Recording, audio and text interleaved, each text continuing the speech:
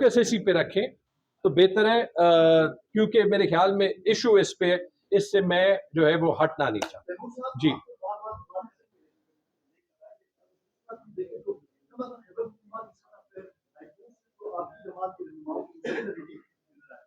आपको वो नहीं कर सकते।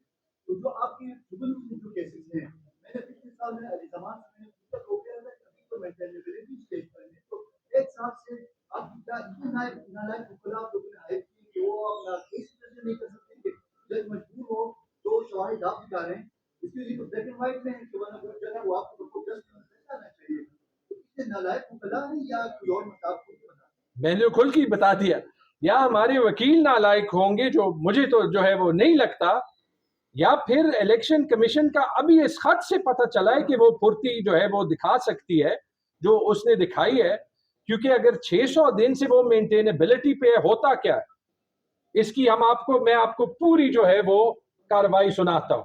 ठीक है जी, ये सवाल जो है वो ले ले, मैं तो यार कहीं जो है वो नहीं जा रहा आपके सवाल के। नंबर 1, वो केसेस जो है वो शुरू हुए, सबसे पहले तो ये आरओस को ही जो है वो इसका फैसला कर लेना चाहिए था, वो आरओस साहब इलेक्शन कमीशन के पास जब हम गए उन्हें फैसला करना चाहिए था, क्योंकि ये सारा सबूत जो मैंने पेश किया है ये 15 फरवरी तक जो है वो साबित था। उसके बाद जब नॉर्मल केसेस शुरू हुए तो शुरू में उनकी सुनवाई हुई, फिर एकदम से जो सिटिंग हाई कोर्ट के जजेस थे उन्होंने डिले करना शुरू किया।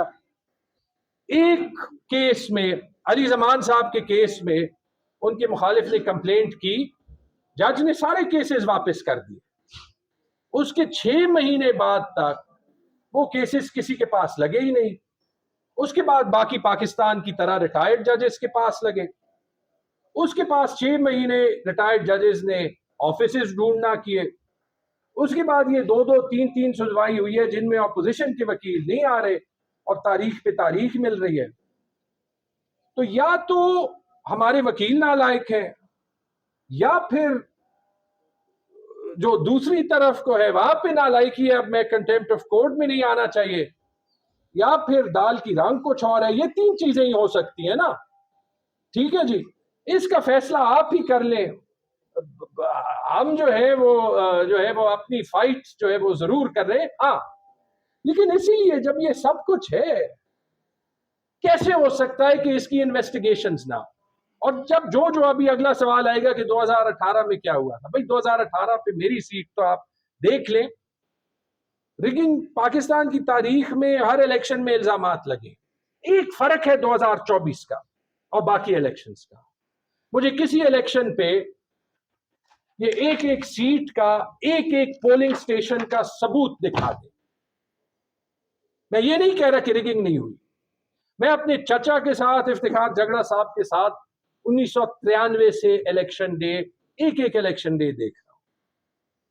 रिगिंग कहां पे होती थी? जहां पे पोलिंग स्टेशन टेक ओवर हो जाता था, डब्बे से जो वोट बाहर निकलते थे, अगर आपका बंदा अंदर होता था वहां पे रिजल्ट मिलता था।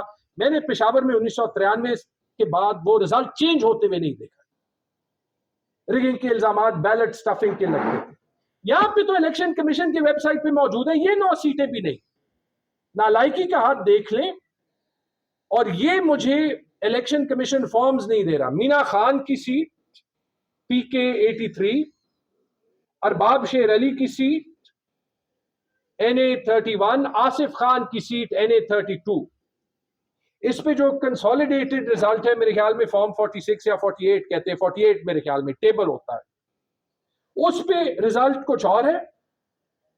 जो इलेक्शन कमीशन की वेबसाइट पे फॉर्म 45, चूंकि वो तब्दील नहीं किया गया, वो ओरिजिनल फॉर्म में।